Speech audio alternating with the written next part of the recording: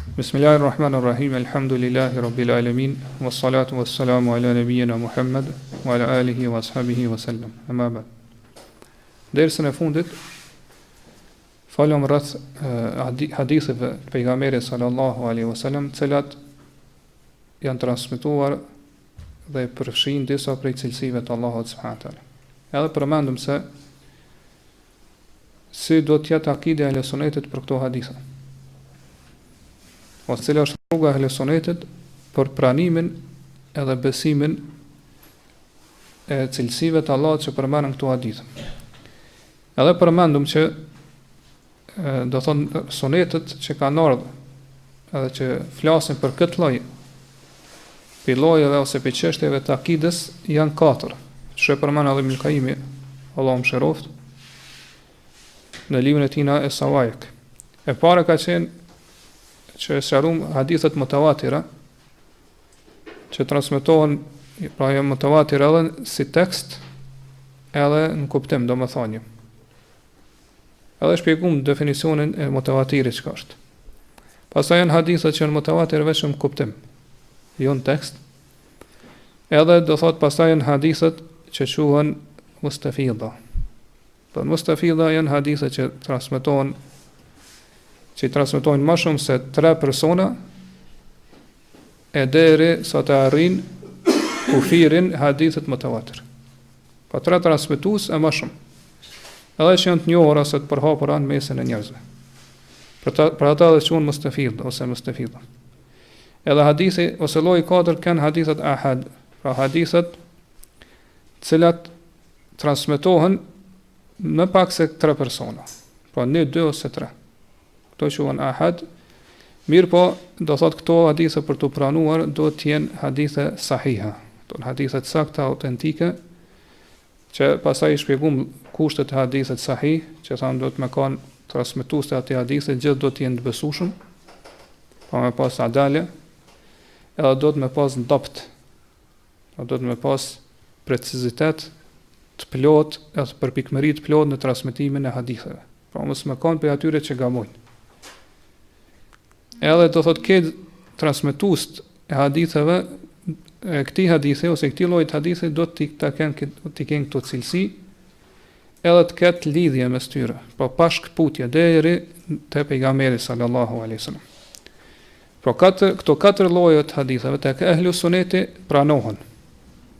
Edhe do t'i pranojnë pra edhe në çështjet e akides, ose ato që në arabisht quhen ilmiyat, pra çështjet hadithe të cilët na dhajnë neve dije rreth Allahut subhanahu taala, rreth cilësive të Allahut, rreth emrave të Allahut, pra dije rreth çështjeve të ghaibit e kështu me radhë.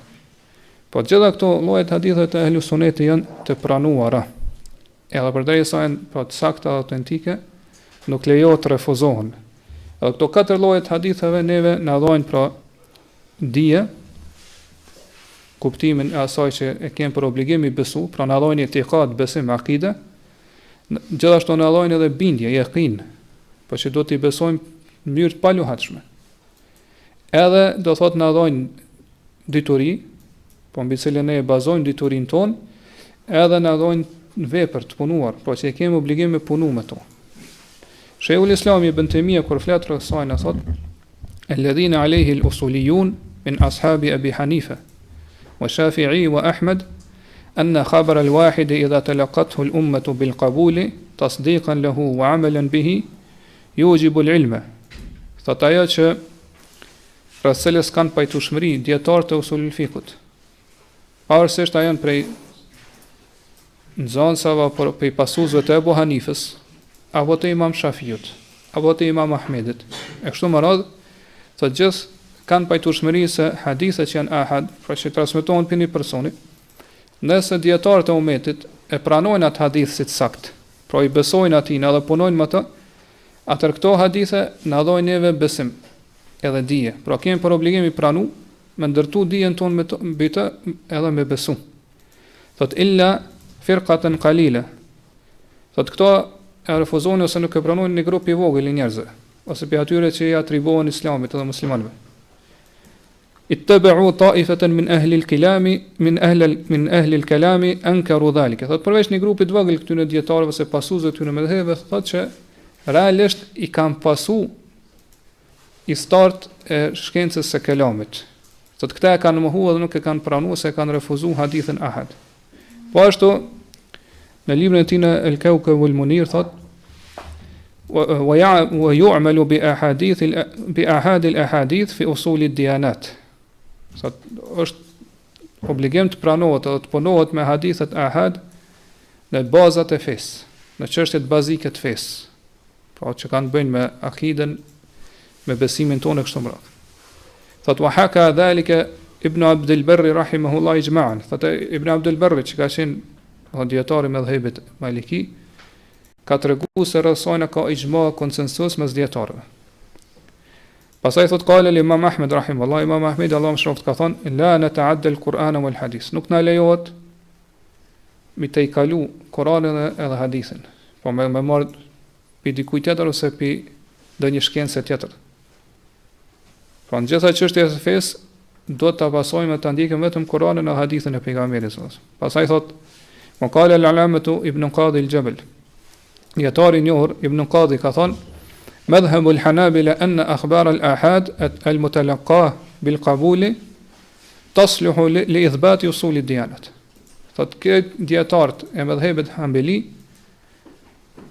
kanë pajtueshmëri që hadithet që janë ahad, cilat do thot janë sakta, a i kanë pranuar dietarët se sakta si autentike, thot lejohet me argumentu me to edhe mi pohu me to bazat e fesë, po bazat e akides besimit ton. Edhe këto thot dhe kërua Bujala o Sheikh Taqiyuddin fi akideti. Këtë fjalë të këtij dietare kanë përmendur Bujala dhe dietari i njohur pra Sheikhul Islami Taqiyuddin në kur shkruan rreth akides. Thot wal adillatu ala qabuli khabri al-ahadi kathiratun jidda. Argumentet që na tregojnë edhe me cilat argumentojmë se do të mi pranu këto hadithet hadë janë të shumta. Ne kemi përmend derset e kaluara disa prej këtyre argumenteve. Edhe Ibn Allah më shroft e përmend këtë mendim të Elusunet në librin e tij Sawai, që edhe sjell argumente të shumta. Po ashtu edhe në librin e tij Nunia. Edhe thot wa qala Ibn al-Qas. Ibn al-Qas ka thonë la khilafa bayna ahli al-fiqh fi qabul khabar al-ahad. Nuk ka dallim, nuk ka mos pajtim mes dietarëve se do të pranohen hadithet që janë ahad. Do të pranohen hadithet që janë ahad. Ne lloj tjetër i haditheve që ne i quajmë se hadithe autentike ose hadithe të mira, janë hadithet hasana, hadithet e mira.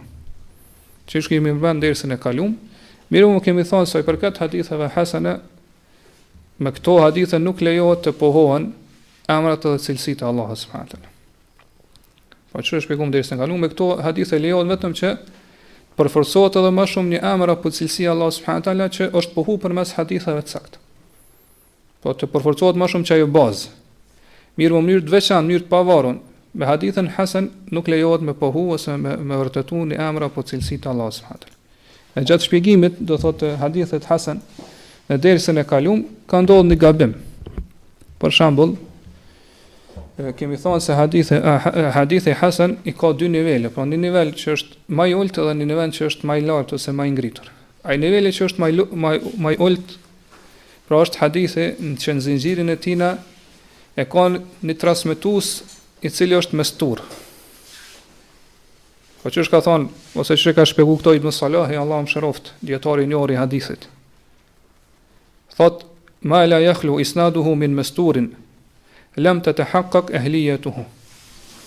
Ai hadith që në zinxhirin e tij ka, do thonë si transmetues i mestur.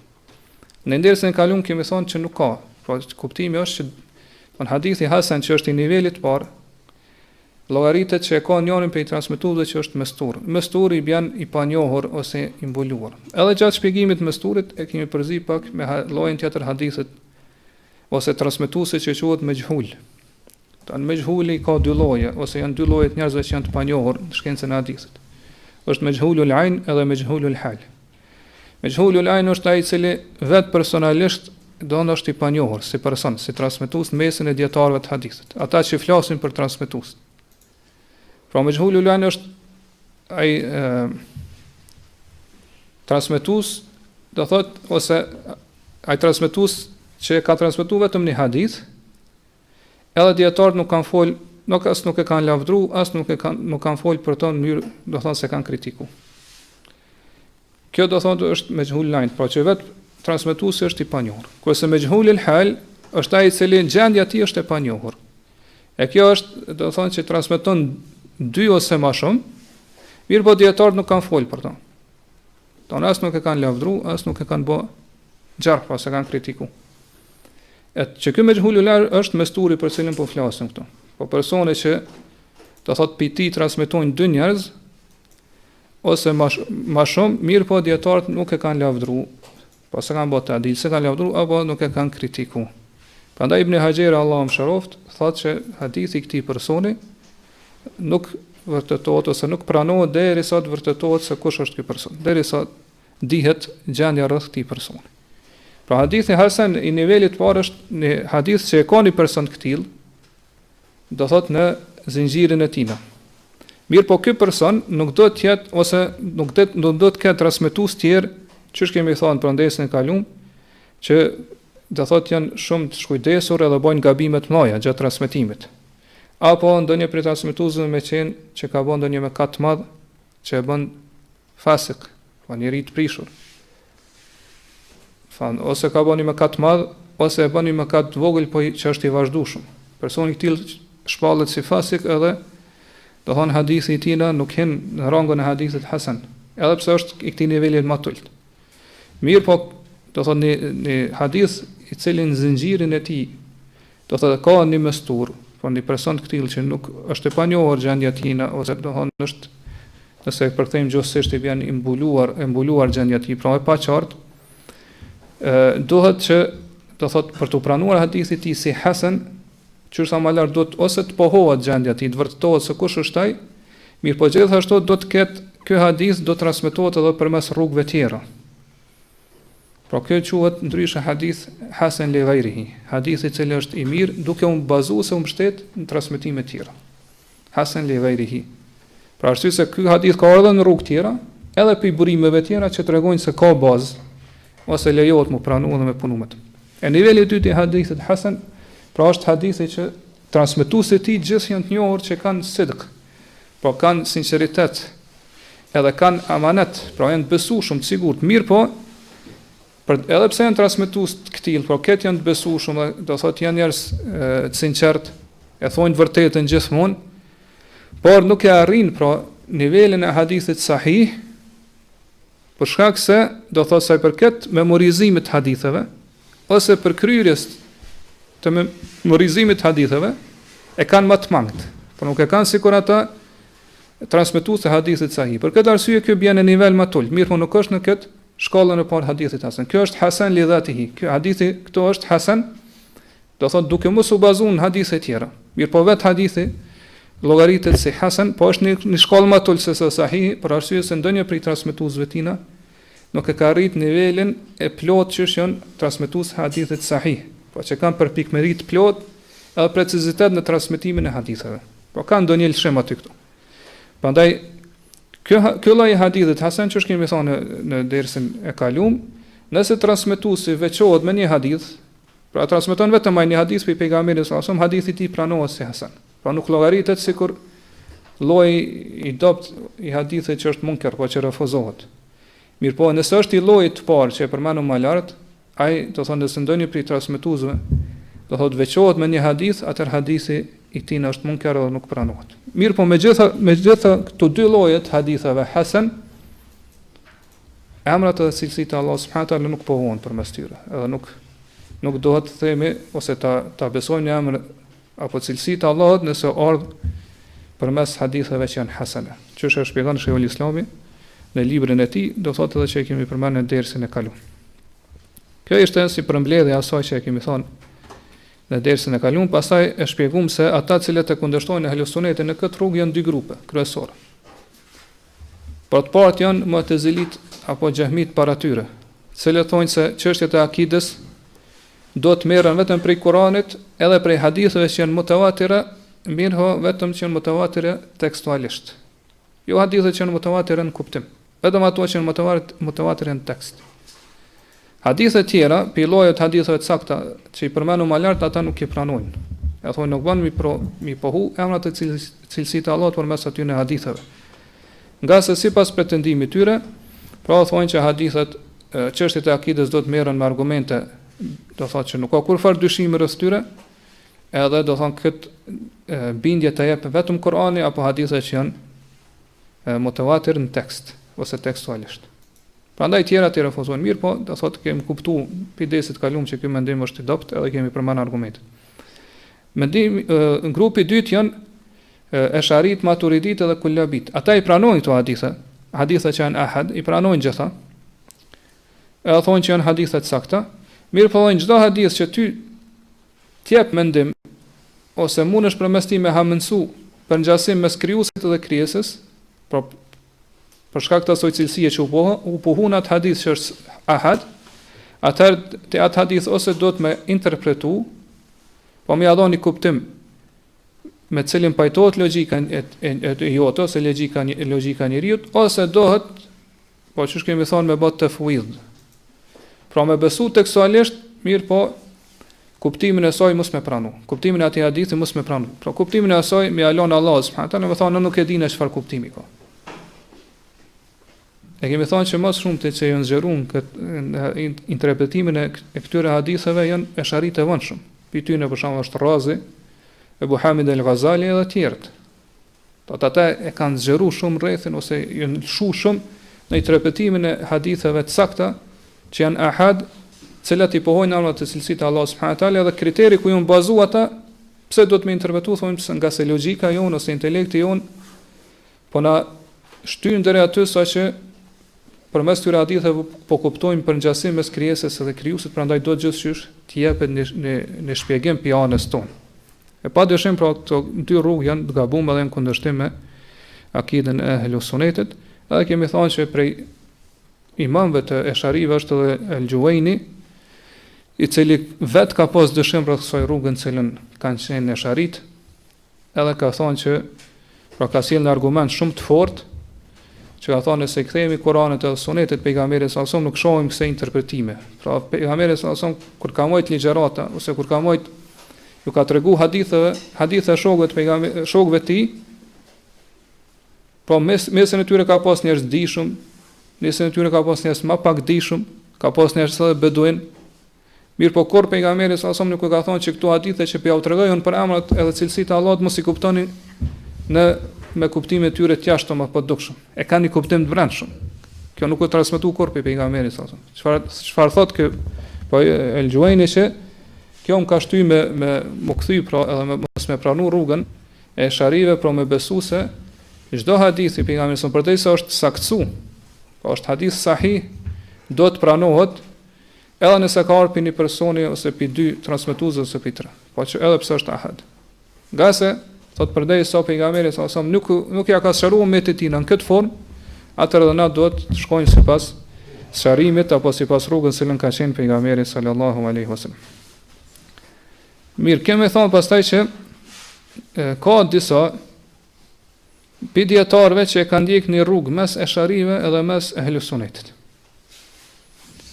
Këta janë Bejheqiu, El Khattabi edhe tjerët, do thot për dietarët cilët janë angazhu ose kanë studiu hadithin, sunetin e pejgamberit sallallahu alaihi wasallam, pa nga një anë i kanë kushtuar rëndësi të madhe sunetit pejgamberit, mirë po nga ana tjetër nuk e kanë ndjek për rrugën e Ehlus Sunnetit sa i përket pohimit të çështjeve të akides.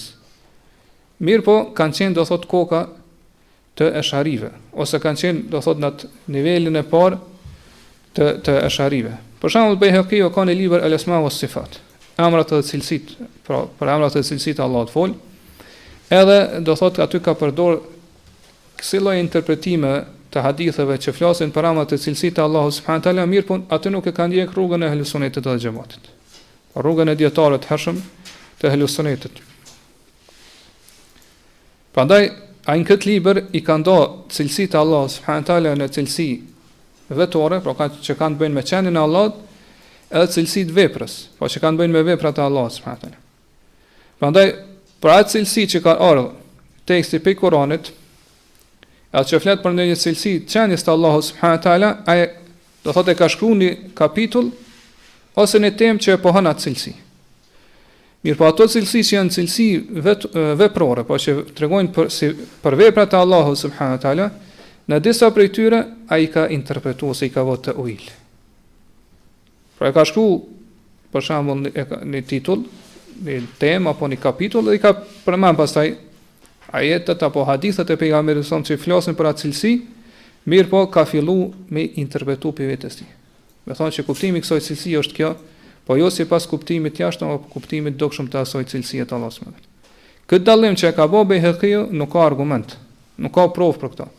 As Kur'an, as Sunet pejgamberit, as do thot prej dietarëve të mëhershëm të ehli sunetit. Mirë po, do thot ai për shkak se ka qenë studiusi haditheve të pejgamberit sallallahu alaihi wasallam, ka dosh me ndjek rrugën e ehlul hadithit. Mirë po për shkak se ai ka pas baza parimet e sharia, nuk ka mujt me përballu këtë rrugë ose me vazhduar këtë rrugë. Edhe ka filluar me kësaj interpretime. Prandaj Sheikhul Islam Ibn Taymija, që kemi pa në dersën e kaluar, ka thonë gjithë hadithet që janë të sakta, të cilat i kanë pranuar dietarët e shkencës të hadithit, pra i kanë vlerësuar si sahiha, si të sakta me kushtet e hadithit sahih, edhe që flasin për cilësitë, po gjithashtu edhe emrat e Allahut subhanahu wa taala thotë wajaba al-imanu biha kadhalik. E kemi për obligim mi besu atyre. Po ashtu. Pra me besu në ato në këto hadithe është farz. Nuk lejohet mi braktis këto hadithe ose mi refuzu. Kushdo që i refuzon këto hadithe, e ka kundërshtuar këtë parim, këtë bazë të ehlus sunetit, edhe llogaritet që ka sjell bidat në këtë çështje. Prandaj kushdo që thotë se tekstet që flasin për këto hadithe të sakta, që flasin për cilësitë e Allahut subhanahu wa taala, unë nuk e kam obligim i besu ato. Nuk e kam për obligim i pranu ato, nga se këto janë çështje të gajbit, janë çështje të fshehta. Mirë po, unë për shembull e kam për obligim mi besu për shembull ajetet ose hadithet e sakta për pejgamberin sallallahu alajhi wasallam që flasin për çështje praktike, po për dispozita. Këtu e kam obligim mi pranu, edhe kam obligim mi u besu, edhe kam obligim me punu me to, edhe mi praktiku ose mi zbatu në jetën e përditshme. Kurse ato që flasin rreth çështjeve të akidës, për shkak se njerëz kanë pas shumë xhilaf, kanë pas shumë mospajtime rreth tyre, atëherë unë kam për obligim me ndjek njërin prej besimeve, ose me ndjek njërin prej grupe që flasin ato çështje. Pra e kam të lejuar me mi refuzu ato dhe mos mi pranu. Atëherë i themi që ky mendim i jote ose ky besim i jote është i kotë. Madje është ndaluar edhe është bidat. Është rrisi në fenë e Allahut subhanahu wa taala, është prej mëkateve të mëdha. Nga se ato që i ka zbritur Allahu subhanahu wa taala, ato ajete në Kur'an, pra që flasin për cilësitë e Allahut subhanahu wa taala, apo ato cilësi për të cilat na ka treguar pejgamberi sa në sunetin e tij të saktë, atëherë ki obligim i besu. Ashtu qysh po ja pranon ose po pohon për veten tonë që ki për obligim i besu kur flasin për çështjet e dispozita apo në çështjet e ligjeve. Nga se për imanit në shahadetin që Muhamedi sallallahu alaihi wasallam është i dërguar i Allahut, pra kur themi ashhadu anna Muhammadan rasulullah, dëshmoj se Muhamedi është i dërguar i Allahut, atëherë kjo dëshmi ty detyron me domos që me pranu çdo gjë për cilën na ka njoftuar pejgamberi sallallahu alaihi wasallam, mi besu asaj. Çdo gjë për cilën na ka njoftuar pejgamberi sallallahu alaihi wasallam, e ki për obligim mi besu. Nëse nuk e beson apo dëshon rreth saj, apo thonë nuk e kam për obligim mi besu, atëherë ti do thot shahadetin se Muhamedi është i dërguar Allahut e ki të mangët. Kjo është për gjërave që ta mangëson këtë shahadet, pra nuk pranohet te Allah subhanahu wa taala shahadeti i këtij, dëshmia e këtij. Ka se nuk e ka sjell këtë dëshmi të plotë. Prandaj çdo kush i cili nuk i beson asaj meselën ka ardhur pejgamberin sa është jo besimtar. E ka mohuar dhe Allah subhanahu wa taala. Ka bë kufër në Allah. Çdo kush që refuzon ato me cilën ardh pejgamberi sa dhe ky është jo besimtar. Edhe çdo kush që thot për ndonjë tekst, për teksteve të sakta që janë transmetuar për pejgamberin sa unë nuk e kam për obligim mi besu asaj ose mi besu këtij teksti, atëherë personi i tillë nuk themi që është jo besimtar, mirë po është bidaxhi, edhe është i humbur, e ka mundësi që gjendja e tij me kalu deri në kufër, me dal krejt pe fesë të Allahut subhanahu wa taala. Prandaj Sheikhul Islami Allahu mëshiroft, po na sqaron këtë parim kaq madhor. Po të wajib el imanu biha kadhalik, ki për obligim i besu këto hadithe, po ashtu. Po çështë ki për obligim i besu ajetet e Allahut subhanahu wa taala që flasin për cilësitë e Allahut subhanahu wa taala, për emrat e tij, po ashtu ki për obligim i besu hadithet e sakta, autentike, që kanë ardhur pejgamberit sa sonë që flasin për emrat e cilësitë të Allahut subhanahu wa taala. Por çdo kush i cili i dëgjon këto hadithe e ka obligim i besuat. Prandaj themi që pra obligimi këtu bie mbi ata cilët i lexojnë apo që i dëgjojnë këto hadithe. Pra kjo obligueshmëri që po e përmendëm këtu nuk është asnjë lloj obligueshmërie që për meselës ty saksohet imani, nga se çështjet obligative që kanë të bëjnë me imanin, që kemi shpjeguar edhe më lart, janë dy lloje. Po çështjet që cilat janë rukn, janë shtyllë që gjithçysh do të mi besu, edhe çështjet që janë obligim. Mirë po bën obligim mi besu vetëm për atë i cili i dëgjon apo i lexon këto hadithe të pejgamberit. Po ka për çështje të imanit që nëse njeriu nuk i beson, pra i cili është moshën madhore, edhe është, do thotë, i ndërgjegjshëm, ka intelekt edhe logjik të shëndosh, nëse nuk i beson këto gjëra, të imanit nuk shpallet më herë jo besimtar, edhe nuk thuhet që ai do thotë në esencë se në origjinë nuk është mu'min, nuk është besimtar, por është kafir. Mirë, po ka pi çështjeve të imanit që po, nëse njeriu fillimisht nuk i beson, ai do thotë nuk është besimtar. Ai do thotë në origjinë llogaritet që është jo besimtar. Do ato çështje që njeriu do thotë nëse nuk i beson, nuk llogaritet që është jo besimtar, janë çështje që janë të kurzuara me dëgjimin apo leximin e tyre. Po me dëgjimin apo leximin e haditheve që flasin për ato çështje. Po nëse ty të arrin këto hadithe, atëherë ke obligim i besu. Po në më herët e kemi sqaruar që imani është dy lloje, është të thonë ai që quhet arabisht el iman el ijmali, imani i përmbledhur. Edhe el iman et tafsili, imani i shtjelluar apo i detajuar. Do të sqaruar në detaje. Ne kemi thënë më herët që njerëz gjithë Allahu subhanahu wa taala kërkon prej tyre ose e kanë për obligim mi besu që të imanit të përmbledhur. Pra ato gjëra që Allah subhanahu wa taala i ka bë obligim mi besu. Pra shtyllat e imanit 6 janë. Mirë po, këto shtyllat e imanit janë 6. Ka iman që është i përmbledhur që këto njerëz e kanë obligim mi besu, nëse dojnë me hin islam edhe me kanë mu'min, po besimtar. Po ka çështje që janë për imanit të fsili, pra që janë iman i shtjelluar në detaje ose i sqaruar në hollësira. Që to hollësira ose çdo detaj janë obligim mi besu, e kanë obligim mi besu vetëm atyre cilëve ju vjen teksti, apo që e lexojnë hadithën e pejgamberit sallallahu alajhi wasallam. Në gjitha këto çështje për çështjeve të imanit apo në gjitha këto shtylla për shtyllave të imanit. Po pavarësisht janë këto çështje që kanë bëjnë me gajb, po me besime të fshehta apo rreth emrave të cilësive të Allahut e kështu me radhë. Prandaj kur Sheikhul Islami po thotë që është obligim po ashtu mi besu këto hadithe të pejgamberit sallallahu alajhi wasallam, atëherë këtu kjo është dy kuptime. Pra është obligim mi besu sa i përket vendimit, po që nuk lejohet mi braktis ose mi refuzuar me thonë se kam obligim. E kjo obligim mi besu farz. Edhe dyta po thotë kedhalik mi besu po ashtu, po në kuptimin ose në aspektin e rrugës. Edhe mënyrës se si duhet mi besu. Pra ashtu që i besojnë emrat e cilësitë Allah subhanahu wa taala që mpohun në Kur'an, në librin e Allahut subhanahu wa taala.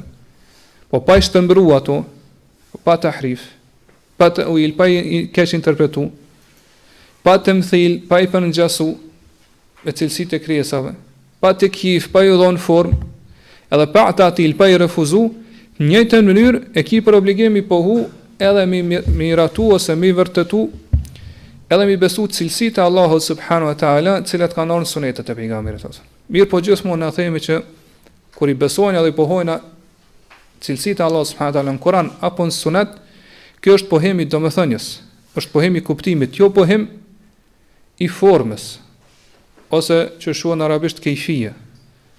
Pra ehli suneti nuk e pohon formën e cilësive të Allahut subhanahu wa taala. Edhe do thotë është parimi i ehli sunetit që nuk bën me pyet si është kjo cilësia e Allahut subhanahu wa taala. Po është ndaluar. Çka thon bila kejf, pas si. Nuk bën me pyet, nga se sihin ose formën nuk e din askush tjetër përveç Allahut subhanahu wa taala. Mirë po e pohojmë kuptimin e domethënies tyre. Pra ne e dina se çfarë kuptimi ka për shembull që Allahu subhanahu wa taala është lart krijesave tina, kjo cilësi e Allahut. Po që Allah është mbi ta. E kështu me radhë. Pra çdo cilësi të Allahut subhanahu wa taala që ka në Kur'an dhe Sunet, pra Sunetet e sakta që është shpjeguar deri tash, e ki për obligim i besu pasi, pa i dhënë formë, mirë po me ja pohu kuptimin e domethënies tyre. Pastaj autori, Allahu mëshiroft, fillon me sjell, po pasi që na jep këtë parathënie ose këto baza kaq madhore se si është akida ose si duhet të jetë rruga e Ahlus Sunnetit në pohimin e cilësive të Allahut subhanahu wa taala që kanë ardhur në Sunet pejgamberit sallallahu alajhi wasallam, pastaj fillon me sjell argumentet për mi pohu disa prej cilësive të Allahut subhanahu wa taala që kanë ardhur në hadithe. E për këtyre cilësive që shina mi po inshallah ndërsa të ardhshme që i sjell autori, disa prej tyre kanë bazë ose ju përmend në Kur'an, librin e Allahut subhanahu wa taala. E disa prej tyre nuk ju përmend librin e Allahut subhanahu wa taala. Për atyre që nuk ju përmend për shembull është që Allahu zbret në qiellin e dunjas. Kjo nuk u përmend në Kur'an. Mirë u përmend hadithe të sakta. Apo që Allahu subhanahu wa taala gëzohet. Apo që Allahu subhanahu wa taala qesh. E kështu më radhë do thot për haditheve që nuk ju përmend në grupin e parë të argumenteve, pra në ajetet e Allahut ose ajetet që kanë ardhur në librin e Allahut në Kur'an. Pastaj për cilësive tjera që i përmend autori, pa që kanë ardhur ose janë transmetuar në hadithe është el-ma'iyya, pa që Allah është me robërit e tij. Apo ar-ru'ya që besimtarët kanë pa Allahun subhanahu wa taala në xhenet. Edhe el-ulu, pra që Allah subhanahu wa taala është lart krijesave tina. E kështu më radhë do thot për cilësive tjera që do t'i përmend autori që kanë ardhur gjithashtu edhe në si argument për kemi edhe ajetet e Allahut ose ajetet e librit të Allahut. E për këto inshallah do të vazhdojmë të flasim, për këto hadithe do të vazhdojmë të shpjegojmë ose si do t'i kuptojmë këto cilësi që kanë ardhur në hadithet e pejgamberit sallallahu alajhi wasallam. Për këto flasim në dersat e ardhshme. Allahu alem wa sallallahu ala nabiyina Muhammad wa ala alihi wa ashabihi wa sallam. Po.